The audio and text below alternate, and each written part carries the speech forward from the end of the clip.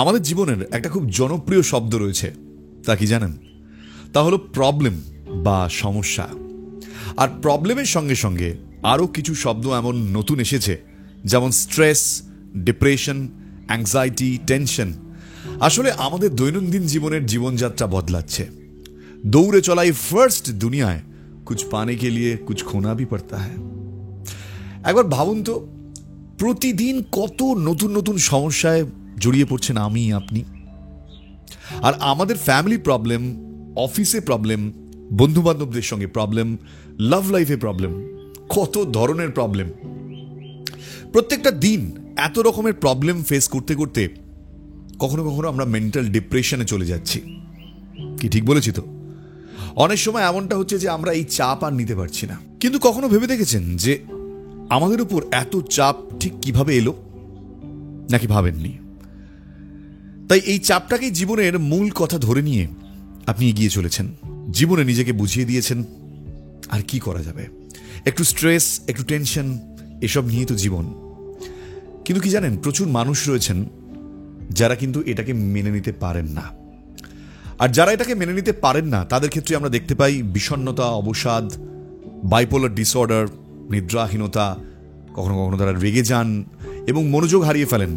তাদের যৌন স্পৃহা অনেকটা বেড়ে যায়, কনফিডেন্স লেভেল তাদের অনেকটাই কমে আসে। আর এরকম হাজারটা সমস্যা অক্টোপাসের মতন আপনাকে আষ্টে বিষ্টে জড়িয়ে ধরে। প্রতিদিন প্রতিদিন বাড়ছে মেন্টাল কনসালটেন্ট, কাউন্সিলর, তাদের কাছে রোগীর সংখ্যা। বিদেশেও কিন্তু আপনি যদি দেখেন, হু হু করে বাড়ছে এই স্ট্রেস কমানোর জন্য। বাড়ছে মেডিটেশন সেন্টার, যোগা স্পেশালিস্ট। কিন্তু আজ আমি আপনাদের এমন একজনের কথা বলবো যাকে আমরা সবাই চিনি, যিনি আমাদেরকে বাঁচার সঠিক সন্ধান দিয়ে গিয়েছেন আজ থেকে প্রায় ২৫০০ বছর আগে। সেই কয়েক হাজার বছর আগেই মানুষটা মানুষের জীবনের দুঃখের কারণ নিয়ে আলোচনা করে গিয়েছিলেন। তিনি গৌতম বুদ্ধ বা ভগবান বুদ্ধ আপনারা বলতে পারেন। আর আমি মনে করি মানুষের রক্ষাকর্তা একমাত্র মানুষ নিজেই। তাই মানুষ স্বয়ং নিজেকে ভগবান রূপে কল্পনা করেছে যুগে যুগে। আমরা যখন ছোট ছিলাম সেই সময় ইতিহাস বইয়ে বৌদ্ধ ধর্মের উত্থান পতনের কারণ বর্ণনা করো বা বৌদ্ধ ভারতের সমাজ ব্যবস্থার বর্ণনা দাও, এসব আমরা কিন্তু মুখস্থ করেছি। কিন্তু বুদ্ধ কি বলতে চেয়েছিলেন সেই বয়সে আমরা সেটা বুঝে উঠতে পারিনি। আসুন আজ আপনাদের দেখাই সেই পথ, যেই পথে হেঁটে বুদ্ধ এক অদ্ভুত সমাধানের কথা বলেছিলেন। হতে পারে এই ভিডিও আপনার জীবন বদলে দিতে পারে। আই এম বোসের আবার একটা নতুন এপিসোডে আপনাদের স্বাগত। আপনাদের সঙ্গে রয়েছি আমি, কুণাল।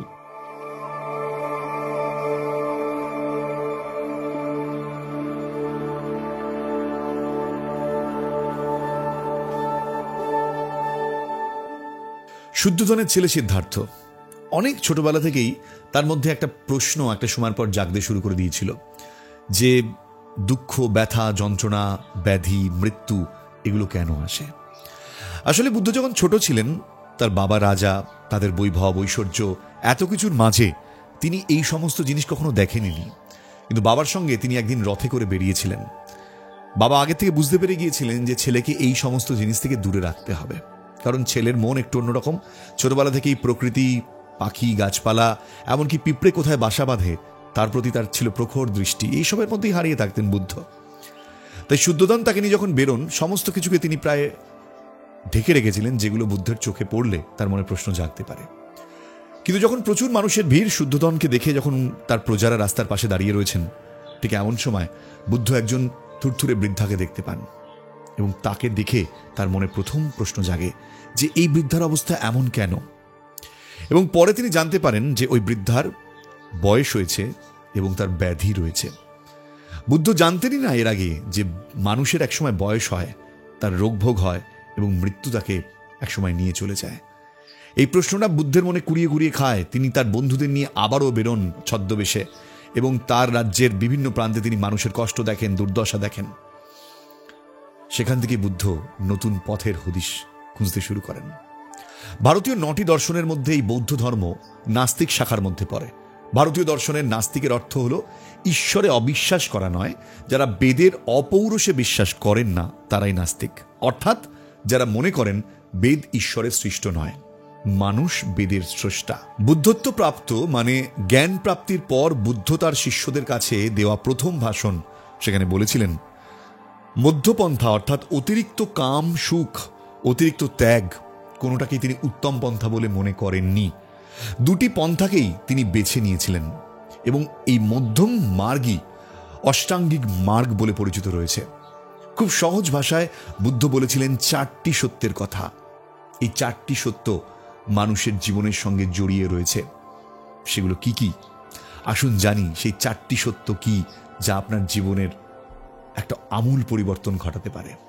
বুদ্ধ বলেছিলেন জীবন দুঃখময়, দুঃখের কারণ আছে, দুঃখের অবসান আছে, দুঃখের অবসানের পথও আছে। মানুষের জীবনে দুঃখের কারণ অনুসন্ধান করতে ঘর ছেড়েছিলেন এই বুদ্ধ। আর এই দুঃখের নিরোধই বুদ্ধের যাবতীয় দর্শনের কেন্দ্রবিন্দু ছিল। বুদ্ধদেব অনর্থক দর্শন চর্চায় সময় নষ্ট করতে পছন্দ করতেন না। তাই তিনি বলেছিলেন তীর বেধা পাখিকে বাঁচানোর চেষ্টা না করে তীর নিয়ে বিশ্লেষণ করতে বসাটা বোকামি। যন্ত্রণা কাতর মানুষের যন্ত্রণা কমানোটাই প্রথম কাজ। তাই বুদ্ধদেব ঈশ্বর, স্বর্গ, নরক এসব বিষয় নিয়ে নিশ্চুপ ছিলেন। দুঃখের কারণ আমরা নিজেরাই। আমাদের ইচ্ছা, কাম ভোগের ইচ্ছা, বৈভবের ইচ্ছা, যোগ্যতার বাইরে কোনো বস্তুর প্রতি মোহ আমাদের কিন্তু শান্তি দেয় না। আপনি হয়তো এটা শোনার পর মনে করতে পারেন যে এইসব জ্ঞানের কথা শুনে লাভ নেই, কারণ বাস্তবে এগুলোর থেকে দূরে থাকা সত্যিই সহজ নয়। আমিও মানছি সহজ নয়। এগুলো কোনো সাধারণের পক্ষে কি সম্ভব? কিন্তু বন্ধু, একটা কথা জানবেন যে দুঃখের কারণ জানা সত্ত্বেও যদি আমরা তা অবসানের পথে না যাই, তাহলে তো সমস্যা দূর হবে না। তাহলে তো আমাকে আপনাকে কষ্ট পেতেই হবে। বুদ্ধ বলতেন আমরা কি হতে চাই নিজেরাই ঠিক করতে পারি না, বা সব সময় নিজেদের ক্ষমতার বাইরে চেয়ে থাকি আর সহজে পাওয়ার জন্য যোগ্যতা অর্জন না করে অসৎ উপায় অবলম্বন করি। কখনো ভেবেছেন এই কথাগুলো? একটু গভীরে গিয়ে ভাববেন, আমরা আসলে যা নই সারা জীবন তাই হওয়ার অভিনয় করছি। আমরা কেউ ভালো প্রেমিক প্রেমিকা হতে চাই, ভালো বাবা মা, কেউ ভালো সন্তান হতে চায়, কেউ ভালো স্বামী স্ত্রী, কেউ ভালো বন্ধু। কিন্তু প্রকৃতপক্ষে আমরা নিজের সঙ্গে সময় কাটাই না। নিজেদের মনকে বোঝা, একবার নিজেদের চাহিদাগুলো, কাম, লোভ, ঈর্ষার মুখোমুখি হয়ে তাদের বোঝানো বা বোঝার চেষ্টা করা খুব দরকার। এটাই কিন্তু মোটিভেশন, নিজের সঙ্গে নিজের কথা বলা। এর জন্য পূজা, ধ্যান, জপ এই সমস্ত কিছুরই প্রয়োজন নেই। দুঃখের বিনাশের পথ কি জানেন? বুদ্ধ মনে করতেন দুঃখের বিনাশের পথ হলো অষ্টাঙ্গিক মার্গ, মানে সহজ কথায় 8টি উপায়। এই 8টি উপায় কি তিনি ভাগে ভাগে বুঝিয়ে গিয়েছেন। জ্ঞান, সদাচর, সমাধি। জ্ঞান অর্থাৎ সঠিক দৃষ্টি, সঠিক সংকল্প, সঠিক বচন। এর মানে করলে দাঁড়ায় আমাদের প্রতিদিনের যে কাজগুলো আমরা করছি সেগুলো সম্পর্কে নিজেদের একটু কনসিয়েন্সিয়াস ও সিনসিয়ার থাকা প্রয়োজন, অর্থাৎ বিবেকমান ও আন্তরিক হওয়া ভীষণ প্রয়োজন। আসলে জীবনে জোর করে কিছু পাওয়া যায় না। কোনো কিছু পেতে গেলে অনেক সময় অনেক ক্ষতির সম্মুখীন হতে হয়। যদি ধরুন কেউ আপনার জীবনে আসতে চাইছে না, তার সামনে আপনি কিন্তু বল প্রয়োগ করতে পারেন, কিন্তু জানবেন আপনি কখনো সুখী হতে পারবেন না। এটা জীবনের এক অদ্ভুত নিয়ম।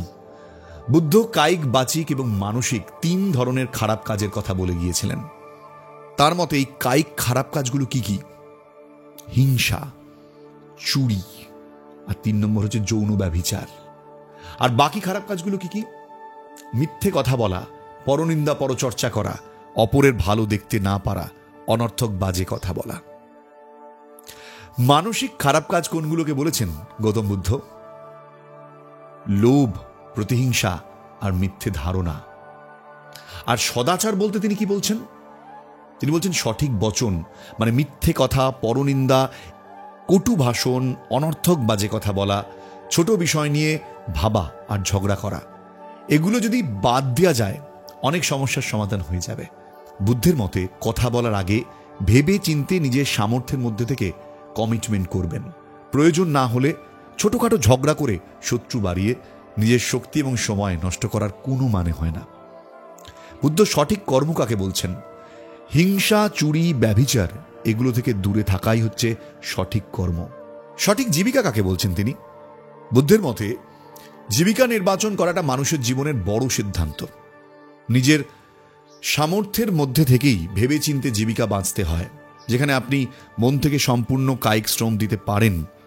এবং অনেক পরিস্থিতিতে বহু মানুষকে অপারগ হয়ে এমন জীবিকায় থাকতে হয় যা তারা মন থেকে মেনে নিতে পারেন না, এবং তার জন্য অপরকে না দোষে নতুন জীবিকা বা মনের মতন কাজের পথ তৈরি করুন। সঠিক চেষ্টা বলতে বুদ্ধ কি বলছেন? ইন্দ্রিয় সংযম, কুচিন্তা ভাবনাগুলোকে থামিয়ে দেওয়ার চেষ্টা করুন। আর বিফল হলে নিজেকে বোঝাবেন আগের চেষ্টায় কোথাও ত্রুটি ছিল, আবার চেষ্টা করতে হবে। বুদ্ধদেব মানুষের চেষ্টার উপর ভীষণ আস্থাশীল ছিলেন। তিনি কি বলতেন জানেন? তিনি বলতেন, সফল একদিন আপনি হবেনই। আসলে কি জানেন, আমাদের এই মস্তিষ্ক অদ্ভুত এক কেমিস্ট্রিতে তৈরি। এর সম্পর্কে আমরা এখনো বেশি কিছু জেনে উঠতে পারিনি। কিন্তু বুদ্ধদেবের থেকে অনেক পরে এই পৃথিবীতে আসা বিবেকানন্দ, তিনিও বলেছিলেন, আপনি যা ভাববেন একদিন আপনি তা হয়ে যাবেন। তাই কখনোই নিজের মনকে না এই ইনস্ট্রাকশন দেবেন না যে আমার দ্বারা এটা হবে না, তাহলে সেটা কোনোদিনই আর হবে না। এতটাই শক্তিশালী আমাদের এই মস্তিষ্ক। সমাধি বলতে গিয়ে বুদ্ধ বলেছেন, সঠিক স্মৃতি মানে কায়া, বেদনা, চিত্ত এবং মনের ধর্মগুলির স্থিতি সম্পর্কে সচেতন হন এবং নিজের মনকে বুঝতে শিখুন। মনকে একটু বিশ্রাম দিন। অপরের ইচ্ছার বোঝা নিজের উপর চাপাবেন না। নিজের মনের কথা একবার শুনুন। আমরা মাঝে মধ্যেই দেখতে পাই যে এই স্কুল কলেজে পড়া ছেলে মেয়েগুলো তাদের অভিভাবকদের ইচ্ছের বোঝা বয়ে বেড়াচ্ছে। ওরা আসলে যন্ত্র হয়ে উঠেছে। মানুষ তৈরির খেলায় হয়তো অনেকটাই পিছিয়ে পড়ছে তারা, কারণ এই পৃথিবীতে বাঁচাটা একমাত্র অর্থ উপার্জনের উদ্দেশ্য হতে পারে না। অর্থ উপার্জনের উদ্দেশ্য ভালো থাকা, আর ভালোই যদি না থাকা যায় তাহলে শিক্ষার কি দাম? সঠিক সমাধি বলতে গিয়ে গৌতম বুদ্ধ বলছেন, মনের একাগ্রতা চাই। সঠিক সমাধি হচ্ছে যার দ্বারা মনের বিক্ষোভগুলো দূর করা যায়। মনকে বোঝা এবং নিজের সঙ্গে কথা বলা। কাউকে কিছু বলার আগে একটু ভাবুন, তারপর বলুন। বুদ্ধ এই উপদেশই দিয়েছিলেন, অর্থাৎ ভাবিয়া করিও কাজ, খুঁড়িয়া ভাবিও না। বুদ্ধ বলতেন, কারো উপর নির্ভর না হয়ে নিজেকে স্বাবলম্বী বানাও। তুমি নিজেই নিজের শরণে এসো। কোনো দেবতা বা মানুষের শরণাপন্ন হওয়ার প্রয়োজন নেই। মানুষ নিজেই নিজের জোরে এগিয়ে যেতে পারে। যদি নিজের ভুলে নিজেকে ডুবতেই হয় তবুও কোনো আফসোস নেই। অন্যের কথায় চলে নিজের বিবেক বুদ্ধি আত্মবিক্রয়ের পথে ঠেলে নিয়ে যাওয়ার কোনো মানেই হয় না। বুদ্ধ সবসময় স্বাবলম্বী হওয়ার শিক্ষাই কিন্তু দিয়ে গিয়েছিলেন। আর এই বুদ্ধদেবের মতে একজন স্বাবলম্বী ব্যক্তি তিনি কখনোই অকর্মণ্য হতে পারেন না। বৌদ্ধ দর্শন বলে যে ভালো বা মন্দ হাত থেকে ছুড়ে দেওয়া তীরের মতো। কর্ম একবার সম্পাদিত হলে তার ফলাফলের উপর ব্যক্তির কোনো নিয়ন্ত্রণ থাকে না। আপনি যদি সমসাময়িক ভারতীয় দর্শনের দিকে তাকান তাহলে গীতাতেও সেই একই কথাই বলা রয়েছে, তাই তো? কি বলা রয়েছে গীতাতে? কর্মণ্যে বাধিকারস্তে মা ফলেষু কদাচনা। মানে কর্মের উপর তোমার অধিকার রয়েছে, ফলের উপর নেই। তাই তুমি শুধু কর্ম করে যাও। এমনটাই অর্জুনকে উপদেশ দিয়েছিলেন স্বয়ং শ্রীকৃষ্ণ। তাই কিছু করার আগে ভালো করে ভেবে নিন। জীবনের প্রত্যেকটা মুহূর্তে কর্ম পরিবর্তিত করতে পারে আপনাকে, এবং তা করেও। কথায় বলে কর্মই হলো ধর্ম। কর্মের থেকে বড় ধর্ম এই পৃথিবীতে আর কিচ্ছু নেই। আর এই কর্ম মানে শুধু কর্মসংস্থান বা কর্মক্ষেত্রের কর্ম নয়। এই কর্ম মানে প্রতিনিয়ত আমি আপনি যা করছি, এই প্রতিনিয়তের কর্মই আপনার আগামী এমনকি বর্তমান তৈরি করবে। কারণ আমাদের জীবনের অতীতকে আমরা ছুঁতে পারি না, আর আগামীকে আমরা ধরতে পারি না। যা রয়েছে আমাদের বর্তমানেই রয়েছে। বর্তমানই একসময় অতীত হয়ে যায়, আর ভবিষ্যৎ একদিন বর্তমান হয়ে জীবনে আসে। প্রতিটি জীবন তার অনন্তকালের কর্মপ্রভাবের যোগফল। এর জন্য কোনো দেবতার প্রয়োজন নেই। বুদ্ধ বলতেন, ভগবান আছে কি নেই এই প্রশ্নের উত্তর খুঁজতে যেও না। কারণ যিনি ভগবানে বিশ্বাস করেন এবং যিনি ভগবানে বিশ্বাস করেন না, তারা আসলে একই নৌকোর উপর রয়েছেন। কিভাবে? তিনি বলতেন, যিনি ভগবানে বিশ্বাস করেন তিনি ভগবানকে না দেখেই ভগবানে বিশ্বাস করেন, আর যিনি ভগবানে বিশ্বাস করেন না তিনিও কিন্তু ভগবানকে না দেখেই বিশ্বাস করেন না। তাই দুটোর মধ্যে আসলে কোনো ফারাক নেই। যেভাবে বহমান জলের প্রবাহে যদি রং মিশ্রিত হয়, তাহলে মুহূর্তের মধ্যেই জল সেই রঙে রঙিন হয়ে যায়। জীবনের স্মৃতিও কিন্তু সেই রকম আপনাকে চালিত করে। আমাদের জীবনের প্রত্যেকটা সমস্যার মূলে রয়েছে কি জানেন? আমাদের চিন্তা ভাবনা। আমরা কিভাবে ভাবনা চিন্তা করছি। আমরা যদি আমাদের চিন্তা ভাবনার লাগামটাকে টেনে ধরি, তাহলে তা বাধাপ্রাপ্ত হয়। অর্জুনের রথের সারথি শ্রীকৃষ্ণ তার হাতে থাকা সেই ঘোড়ার লাগাম জীবনের এই বার্তাটাই দেয়। আবারও সেই শুরু থেকে শেষের কথাই বলি। গৌতম বুদ্ধ তার নিজের প্রথম জীবনে যা উপলব্ধি করেছিলেন শিশু বয়সে, সেখান থেকেই তার জীবনের সমস্যাকে দেখা, তিনি ব্যাধি, রোগ, জীবনের কষ্ট এবং মৃত্যু সমস্তটাকে উপলব্ধি করেছিলেন। প্রচুর ঐশ্বর্য, বাবা বিয়ে দিয়ে দিয়েছিলেন, রাজার ছেলে, জীবনটা অন্যভাবে কাটাতে পারতেন, কিন্তু কাটাননি। তিনি জীবনে খুঁজতে বেরিয়েছিলেন সেই সত্যকে, যে সত্য মানুষকে এই সমস্ত ব্যথা, যন্ত্রণা, কষ্ট থেকে মুক্তি দিতে পারে। আমি যা বললাম সমস্তটাই কিন্তু সেই বুদ্ধের উপলব্ধির জায়গা থেকেই। আসলে আজ থেকে 2500 বছর আগে একটা মানুষ যা উপলব্ধি করেছিলেন, এই সমস্ত কিছু থেকে বোধিলাভ করেছিলেন বলেই তিনি গৌতম বুদ্ধ। কিন্তু আমরা যদি সামান্য কিছু, হয়তো তার মতন আমরা পারবো না, আমরা গৌতম বুদ্ধ নাও হতে পারি, কিন্তু বোধ, সেই জ্ঞান, সেই চেতনা শক্তির সামান্যটুকু যদি আমাদের মধ্যে সঞ্চারিত হয়, তাহলে আমরা বুঝতে পারবো ব্যথা পেলে, কষ্ট পেলে, দুঃখ পেলে, খারাপ সময় এলে কিভাবে তার সঙ্গে যুঝতে হয়, কিভাবে নিজেকে বিহেভ করাতে হয়। ভুল করছি জেনেও সেই পথে হাঁটলে একদিন তো খাদে পড়তেই হবে। এটা বোঝার পরও যদি আমরা থেমে থাকি, তাহলে আমাদেরকে কেউ বাঁচাতে পারবে না। নিজেকে বোঝানো ভীষণ দরকার। আপনাকে আর কেউ বোঝাতে পারবে না যতক্ষণ না আপনি নিজেকে নিজে কনভিন্স না করতে পারছেন। যে কোনো জীবনের সমস্যা, একবার থমকে দাঁড়ান আর নিজেকে প্রশ্ন করুন, আপনি যেটা করছেন সেটা ঠিক করছেন তো? তারপর দেখবেন নিজের ভেতর থেকে একটা উত্তর আসবে। প্রেম হোক, ভালোবাসা হোক, অন্যায় হোক, সংসার হোক, আপনার বন্ধুত্ব, যে কোনো ক্ষেত্রে, যে কোনো সমস্যায়, সর্বক্ষেত্রে নিজের পথ, যে পথে আপনি হাঁটছেন, একবার একটু নিজেকে জিজ্ঞাসা করে নেবেন যে আপনি ঠিক পথে চলছেন তো। বুদ্ধের এই প্রত্যেকটা কথার মধ্যে রয়েছে জীবনের সেই সত্য। সেই সত্যগুলো যদি আমরা মেনে চলতে পারি, তাহলে এই ধরনের কষ্ট, দুঃখ, ব্যথা, যন্ত্রণা থেকে, বা আজকের সময়ের যে প্রবলেমগুলো আমরা ফেস করছি, সেগুলো থেকে হয়তো অনেকটাই মুক্তি পেতে পারি। কিন্তু উদ্দেশ্যটাকে আমরা পূরণ করার জন্য এই পথে কি হাঁটতে পারবো? প্রশ্ন এটাই। কারণ পথটা কিন্তু কঠিন, সহজ নয়। তাই দুঃখ, কষ্ট, বেদনাকে জয় করতে গেলে কঠিন পথে হাঁটতেই হয়। জানি না এই ভিডিওটা আপনার জীবনে কতটা গুরুত্বপূর্ণ দিশা দেখাতে পারে, তবে এটুকু বলতে পারি, এটা আমার কথা নয়, স্বয়ং ভগবান বুদ্ধের কথা। এই ভিডিওটা আপনি আরো অনেক মানুষের মধ্যে শেয়ার করতে পারেন।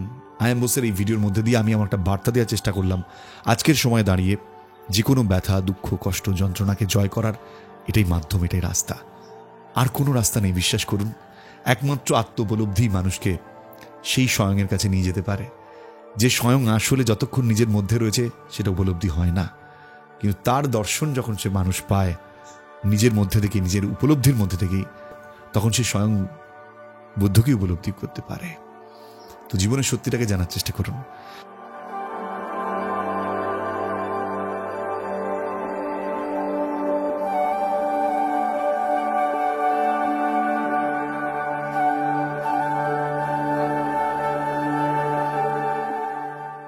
ভালো লাগলে আমার সঙ্গে থাকবেন, আয়াম বোসকে অবশ্যই ফলো করবেন। আর ফলো করার জন্য সাবস্ক্রাইব না করে যাবেন না, কারণ আপনারা সাবস্ক্রাইব করলে তবেই আমরা অনুপ্রাণিত হই। কমেন্টে আপনার মতামত লিখবেন, এই বিষয় নিয়ে আপনি কি মনে করছেন, আর আপনি প্রচুর মানুষের মধ্যে ছড়িয়ে দিতে পারেন এই ভিডিওটি। দেখা হবে আবার একটি নতুন ভিডিওতে। এখানেই শেষ করছি। জয় হিন্দ।